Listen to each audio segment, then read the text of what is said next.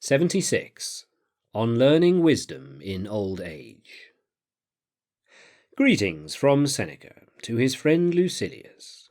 You have been threatening me with your enmity if I do not keep you informed about all my daily actions.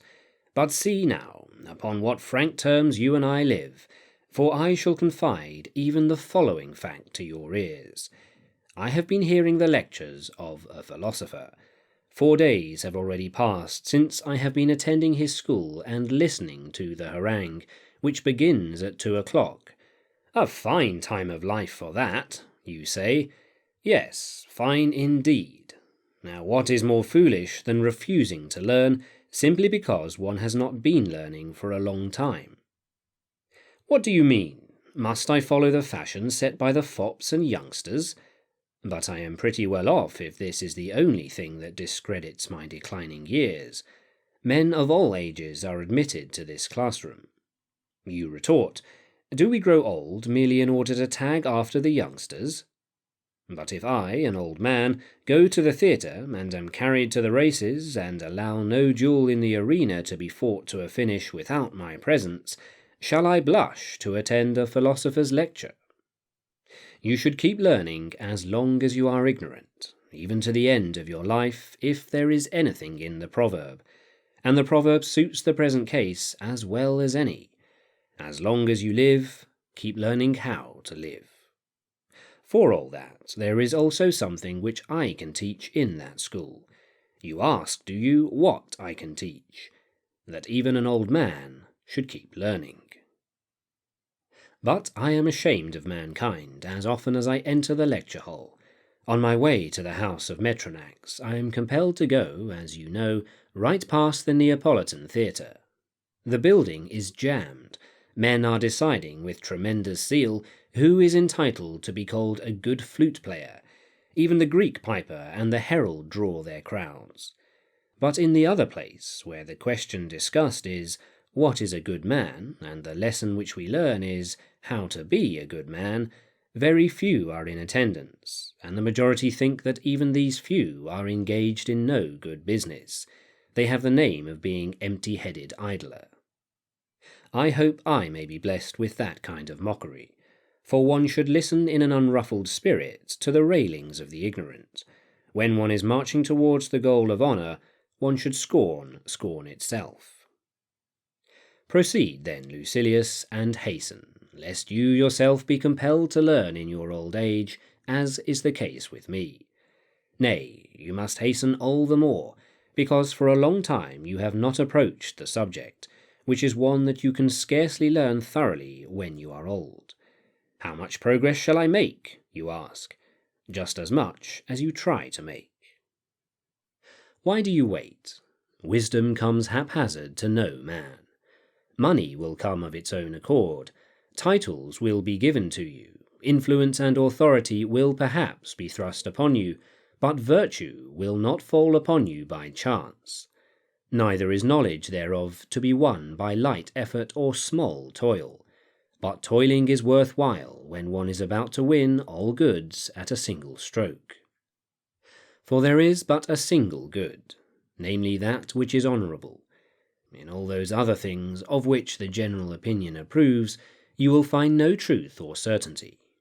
Why it is, however, that there is but one good, namely that which is honourable, I shall now tell you, inasmuch as you judge that in my earlier letter I did not carry the discussion far enough, and think that this theory was commended to you rather than proved. I shall also compress the remarks of other authors into narrow compass. Everything is estimated by the standard of its own good. The vine is valued for its productiveness and the flavour of its wine, the stag for his speed. We ask, with regard to beasts of burden, how sturdy of back they are, for their only use is to bear burdens. If a dog is to find the trail of a wild beast, keenness of scent is of first importance. If to catch his quarry, swiftness of foot. If to attack and harry it, courage. In each thing the quality should be best for which the thing is brought into being and by which it is judged. And what quality is best in man? It is reason. By virtue of reason he surpasses the animals and is surpassed only by the gods. Perfect reason is therefore the good peculiar to man. All other qualities he shares in some degree with animals and plants. Man is strong, so is the lion. Man is comely, so is the peacock. Man is swift, so is the horse. I do not say that man is surpassed in all these qualities. I am not seeking to find that which is greatest in him, but that which is peculiarly his own. Man has body, so also have trees. Man has the power to act and to move at will, so have beasts and worms. Man has a voice, but how much louder is the voice of the dog? How much shriller that of the eagle? How much deeper that of the bull? How much sweeter and more melodious that of the nightingale? What then is peculiar to man? Reason. When this is right and has reached perfection, man's felicity is complete. Hence, if everything is praiseworthy and has arrived at the end intended by its nature when it has brought its peculiar good to perfection, and if man's peculiar good is reason, then if a man has brought his reason to perfection, he is praiseworthy and has reached the end suited to his nature. This perfect reason is called virtue, and is likewise that which is honourable. Hence, that in man alone is a good which alone belongs to man. For we are not now seeking to discover what is a good, but what good is man's. And if there is no other attribute which belongs peculiarly to man except reason, then reason will be his one peculiar good, but a good that is worth all the rest put together.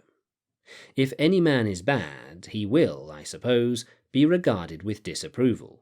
If good, I suppose he will be regarded with approval.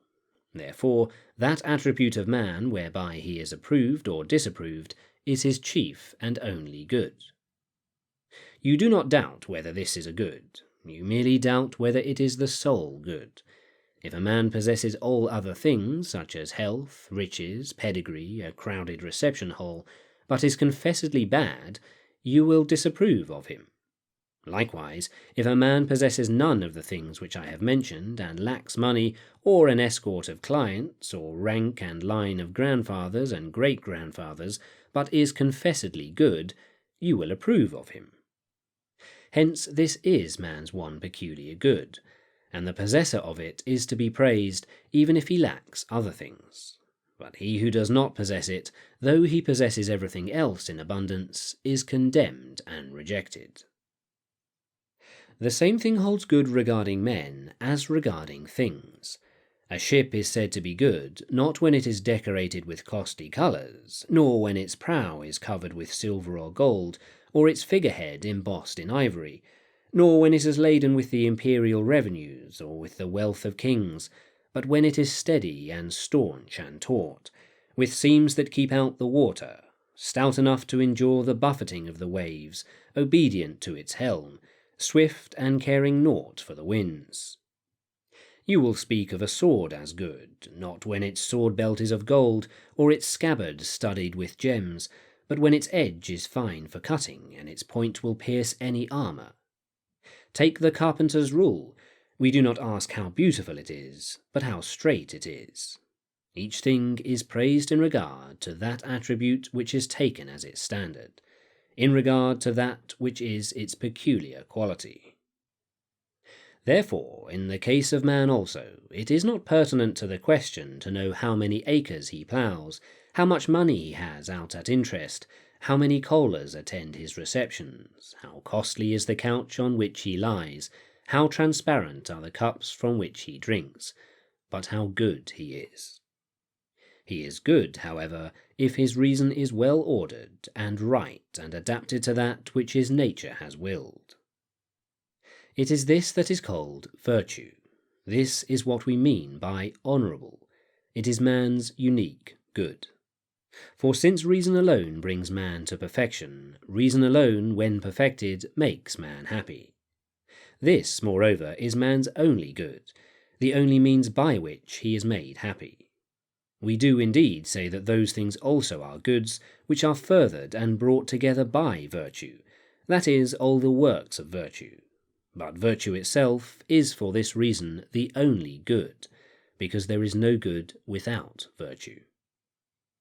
If every good is in the soul, then whatever strengthens, uplifts, and enlarges the soul is a good. Virtue, however, does make the soul stronger, loftier, and larger. For all other things which arouse our desires depress the soul and weaken it, and when we think that they are uplifting the soul, they are merely puffing it up and cheating it with much emptiness. Therefore, that alone is good which will make the soul better. All the actions of life, taken as a whole, are controlled by the consideration of what is honourable or base. It is with reference to these two things that our reason is governed in doing or not doing a particular thing. I shall explain what I mean. A good man will do what he thinks it will be honourable for him to do. Even if it involves toil, he will do it even if it involves harm to him. He will do it even if it involves peril. Again, he will not do that which will be base, even if it brings him money, or pleasure, or power. Nothing will deter him from that which is honourable, and nothing will tempt him into baseness. Therefore, if he is determined invariably to follow that which is honourable, invariably to avoid baseness, and in every act of his life to have regard for these two things, deeming nothing else good except that which is honourable, and nothing else bad except that which is base, if virtue alone is unperverted in him, and by itself keeps its even course, then virtue is that man's only good, and nothing can thenceforth happen to it which may make it anything else than good. It has escaped all risk of change. Folly may creep upwards towards wisdom, but wisdom never slips back into folly. You may perhaps remember my saying that the things which have been generally desired and feared have been trampled down by many a man in moments of sudden passion. There have been found men who would place their hands in the flames, men whose smiles could not be stopped by the torturer, men who would shed not a tear at the funeral of their children, men who would meet death unflinchingly. It is love, for example, anger, lust, which have challenged dangers. If a momentary stubbornness can accomplish all this when roused by some goad that pricks the spirit, how much more can be accomplished by virtue, which does not act impulsively or suddenly, but uniformly, and with a strength that is lasting. It follows that the things which are often scorned by the men who are moved with a sudden passion, and are always scorned by the wise, are neither goods nor evils. Virtue itself is therefore the only good. She marches proudly between the two extremes of fortune, with great scorn for both. If, however, you accept the view that there is anything good besides that which is honourable, all the virtues will suffer, for it will never be possible for any virtue to be won and held if there is anything outside itself which virtue must take into consideration. If there is any such thing, then it is at variance with reason, from which the virtues spring, and with truth also, which cannot exist without reason. Any opinion, however, which is at variance with truth is wrong. A good man, you will admit, must have the highest sense of duty toward the gods. Hence he will endure with an unruffled spirit whatever happens to him, for he will know that it has happened as a result of the divine law, by which the whole creation moves. This being so, there will be for him one good, and only one, namely that which is honourable. For one of its dictates is that we shall obey the gods and not blaze forth in anger at sudden misfortunes or deplore our lot, but rather patiently accept fate and obey its commands. If anything except the honourable is good, we shall be hounded by greed for life, and by greed for the things which provide life with its furnishings, an intolerable state, subject to no limits, unstable. The only good, therefore, is that which is honourable, that which is subject to bounds. I have declared that man's life would be more blessed than that of the gods, if those things which the gods do not enjoy are goods, such as money and offices of dignity. There is this further consideration. If only it is true that our souls, when released from the body, still abide, a happier condition is in store for them than is theirs while they dwell in the body. And yet if those things are goods which we make use of for our body's sake, our souls will be worse off when set free, and that is contrary to our belief, to say that the soul is happier when it is cabined and confined than when it is free and has betaken itself to the universe. I also said that if those things which dumb animals possess equally with man are goods, then dumb animals also will lead a happy life, which is of course impossible. One must endure all things in defence of that which is honourable, but this would not be necessary if there existed any other good besides that which is honourable.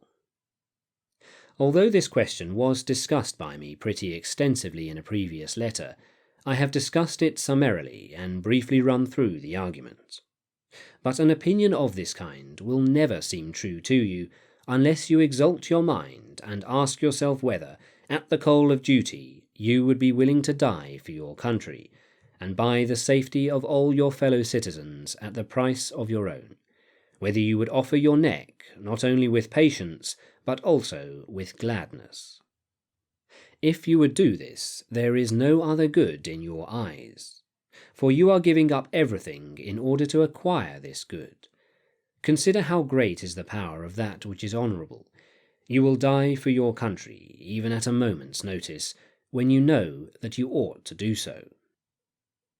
Sometimes, as a result of noble conduct, one wins great joy even in a very short and fleeting space of time, and though none of the fruits of a deed that has been done will accrue to the doer after he is dead and removed from the sphere of human affairs, yet the mere contemplation of a deed that is to be done is a delight, and the brave and upright man, picturing to himself the guerdons of his death, guerdons such as the freedom of his country and the deliverance of all those for whom he is paying out his life, partakes of the greatest pleasure, and enjoys the fruit of his own peril.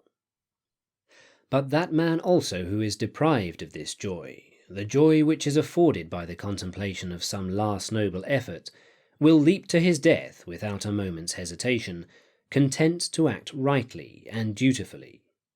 Moreover, you may confront him with many discouragements.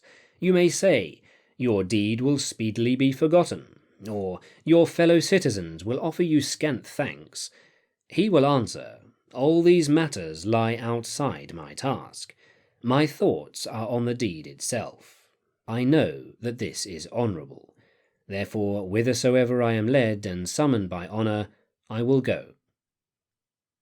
This, therefore, is the only good, and not only is every soul that has reached perfection aware of it, but also every soul that is by nature noble and of right instincts.